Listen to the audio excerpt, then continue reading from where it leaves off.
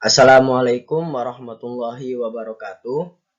Nama saya Hafiz Al-Qadri, NPM 1904021001 dari Prodi Bahasa dan Sastra Arab semester 4. Adanya video ini dibuat yaitu untuk memenuhi tugas UTS mata kuliah Komunikasi Lintas Budaya yang diampu oleh Ibu Ika Selviana. Baik, di sini saya akan menjelaskan materi mengenai orientasi nilai dan pertemuan antar budaya. Nilai adalah sesuatu yang berharga, keyakinan yang dipegang sedemikian rupa oleh seseorang sesuai dengan tuntutan hati nuraninya. Kemudian yaitu contoh nilai. Tiap bagian bangsa Indonesia, seperti suku-suku, memiliki nilai budaya atau sistem nilai budaya yang menjadi pedoman tingkah laku dalam kehidupan masyarakat. Berbagai suku bangsa berbeda memiliki dan mengamalkan nilai-nilai seperti tolong-menolong atau gotong royong, musyawarah setia kawan, harga diri, tertib, dan sebagainya yang tercermin dalam berbagai lapangan hidup. Unsur-unsur kebudayaan atau pranata-pranata seperti religi, organisasi sosial, kekerabatan, mata pencaharian, unsur teknologi, kesenian, dan sebagainya. Kemudian yang kedua yaitu adalah akulturasi. Akulturasi adalah proses sosial yang terjadi jika kelompok sosial dengan kebudayaan tertentu dihadapkan pada kebudayaan asing yang berbeda. Jadi, akulturasi merupakan proses perubahan yang ditandai dengan penyatuan kebudayaan yang berbeda.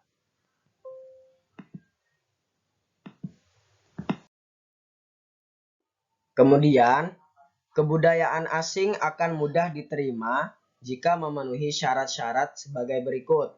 Yang pertama, tidak ada hambatan geografis, seperti pada daerah terisolasi yang relatif sulit dijangkau, sehingga kontak dengan masyarakat luar sulit dilakukan.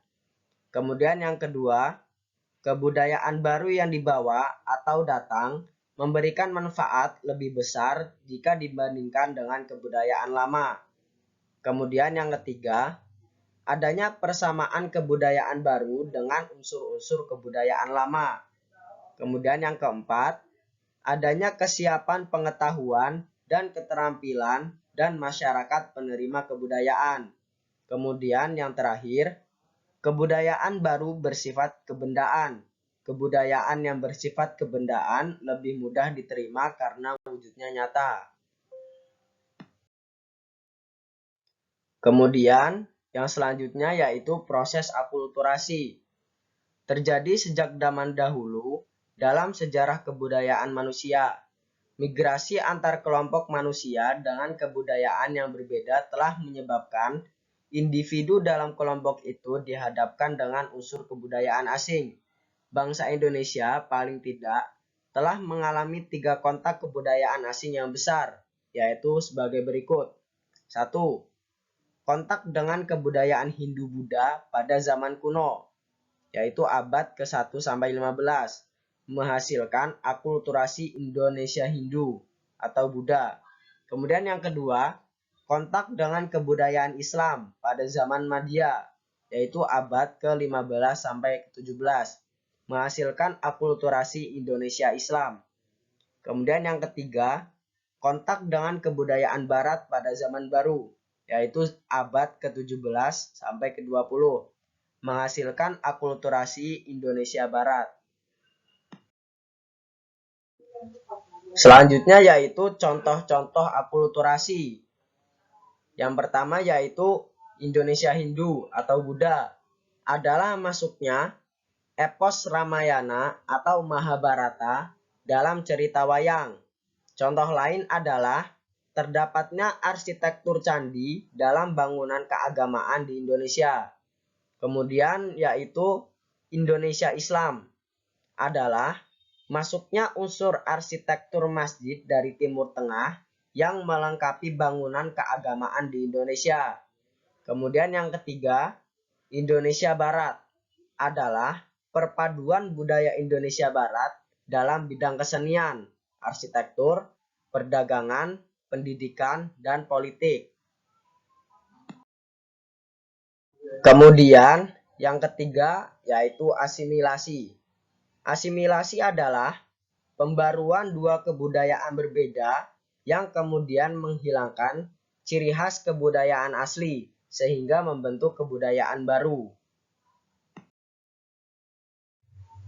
Contoh asimilasi: perkawinan campur atau amalgamasi merupakan salah satu proses asimilasi. Contohnya perkawinan antara orang Cina dengan orang Afrika. Selanjutnya yaitu proses asimilasi mudah terjadi jika didorong oleh faktor-faktor berikut ini. Yang pertama, toleransi antara kebudayaan berbeda dengan kebudayaan sendiri yang akan tercapai melalui suatu proses yang disebut akomodasi.